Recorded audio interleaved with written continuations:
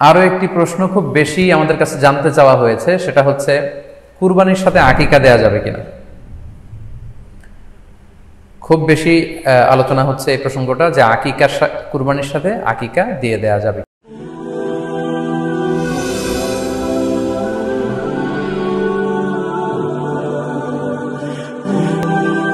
আরো একটি প্রশ্ন খুব বেশি আমাদের কাছে জানতে চাওয়া হয়েছে, সেটা হচ্ছে কুরবানির সাথে আকিকা দেয়া যাবে কিনা। খুব বেশি আলোচনা হচ্ছে এই প্রসঙ্গটা যে আকিকার কুরবানির সাথে আকিকা দিয়ে দেয়া যাবে কিনা। এক্ষেত্রে আমরা উত্তরে বলবো যে কুরবানি এবং আকিকা আপনাদের খেয়াল রাখতে হবে যে দুটি ভিন্ন দুটি ইবাদত। প্রথম কথা হচ্ছে ইবাদত দুটি ভিন্ন দুটি ইবাদত, কারণ কুরবানি এটা বছরের একটা নির্ধারিত সময়, জিলহজের 10 তারিখে এবং তারপরে আরো 2 দিন বা 3 দিন, এই সময়গুলোতে আপনি কুরবানি করতে পারবেন। তাহলে এটা হজের মৌসুমে জিলহজ মাসে করতে হয় কুরবানি, কিন্তু আকিকা কিন্তু এরকম না। আকিকাটা যে কোনো মাসে হতে পারে। আকিকাটা হচ্ছে নবজাতক সন্তানের ভূমিষ্ঠ হওয়ার পরে শুকরিয়া স্বরূপ আল্লাহর কাছে যে কুরবানিটা করতে হয় সেটাকে আমরা বলি আকিকা। হাদিসে এসেছে আকিকা। তো সেটা হচ্ছে সন্তান কখন ভূমিষ্ঠ হলো সেটার উপর নির্ভর করে। কারো সন্তান রমাদানে হতে পারে, কারো সন্তান জিলহজ মাসেও হতে পারে। কুরবানির সাথে আকিকা দেয়া যাবে কিনা, সেখানে আমরা বলছিলাম যে আসলে দুটি ভিন্ন ইবাদত। কুরবানি হচ্ছে জিলহজের 10 তারিখে আমরা কুরবানি করে থাকি, আর আকিকা হচ্ছে বাচ্চা যেদিন জন্মগ্রহণ করবে, সন্তান ভূমিষ্ঠ হওয়ার 7 দিন পরে। তাহলে ভিন্ন দুইটা ইবাদত, দুই সময়ের ইবাদত।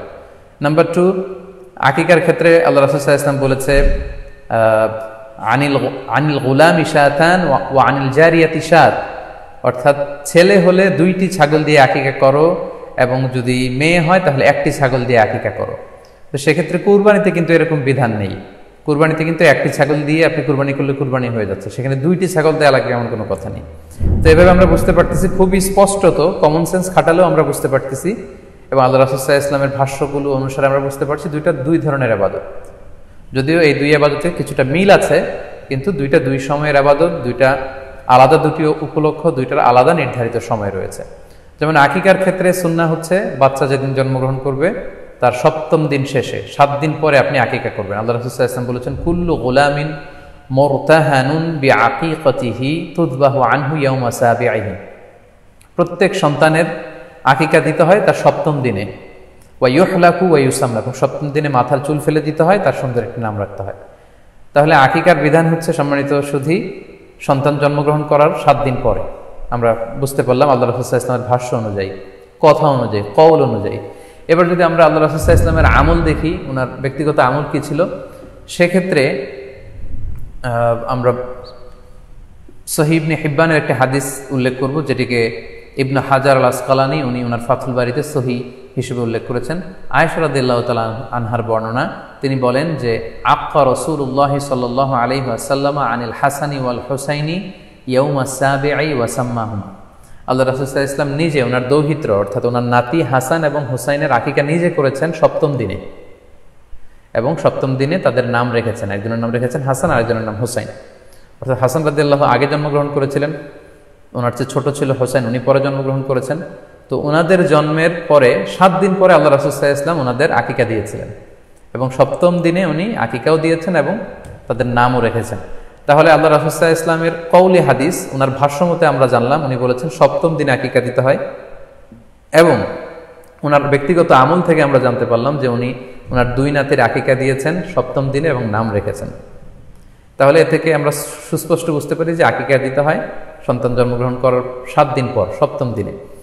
যদিও তবারানিতে আরেকটি হাদিস এসেছে যেখানে বলা হয়েছে যে আকিকা 7ম দিনেও দেয়া যায়, 14তম দিনে দেয়া যায়, 21তম দিনে দেয়া যায়। যদি 7ম দিনে কেউ দিতে না পারে কোনো কারণে, তাহলে 14তম দিন, না পারলে 21তম দিন। তাহলে সুস্পষ্টভাবে উল্লেখ আছে যে আকিকার সময়সীমা 7ম দিনের কথা আমাদেরকে বলা হয়েছে। তো সেক্ষেত্রে আপনার সন্তান জন্মগ্রহণ করলে আপনি শুকরিয়া স্বরূপ কুরবানি করবেন, আত্মীয় স্বজনকে খাওয়াবেন, আকিকার গোশত নিজেরাও খাবেন। তো এটা যদি আপনি কুরবানির জন্য রেখে দেন, তাহলে তো সন্তান দুনিয়াতে আসার এই আনন্দটা থাকে না। একজন যখন সন্তান পায়, সে কেমন যেন আকাশের চাঁদ হাতে পায়। তো তখন তার 7 দিনের মধ্যে যে আনন্দটা থাকে, ওই দিন তার নাম রাখা হবে, আত্মীয় স্বজনরা আসবে, বাচ্চাকে দেখবে, দোয়া করবে, তখন আকিকা করে গোশত নিজে খাবেন, আত্মীয়দের খাওয়াবেন, পাড়া প্রতিবেশীদেরকে দিবেন। এটা হচ্ছে সন্তান ভূমিষ্ঠ হওয়ার উপলক্ষকে কেন্দ্র করে এই আকিকা। সো এটাকে কুরবানির সাথে মিক্স আপ করার কোনোই প্রয়োজন নেই, এবং এক্ষেত্রে সুস্পষ্ট গাইডলাইন হচ্ছে যে সপ্তম দিনে আকিকাটা দিতে হয়।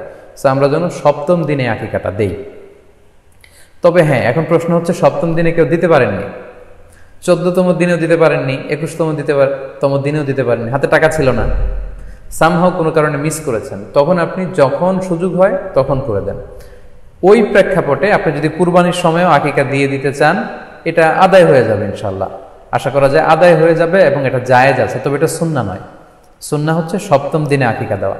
পাশাপাশি গরু দিয়ে, মহিষ দিয়ে, উট দিয়ে আকিকা দেওয়াও কিন্তু সুন্নাহ নয়। আকিকা দেওয়া সুন্নাহ হচ্ছে ছাগল দিয়ে। হ্যাঁ, গরু 7 ভাগে 1টি ভাগ কুরবানির সাথে যদি আপনি আকিকা দিতে চান, আকিকা আদায় হয়ে যাবে, এটা জায়েজ আছে, কিন্তু এটা সুন্নাহ নয়। সুন্নাহসম্মত হচ্ছে আকিকা সপ্তম দিনে দেয়া এবং ছাগল দিয়ে দেয়া। ছেলের ক্ষেত্রে 2টি ছাগল, মেয়ের ক্ষেত্রে 1টি ছাগল। আশা করি কুরবানির সাথে আকিকার প্রসঙ্গটি আপনাদের কাছে ক্লিয়ার হয়েছে।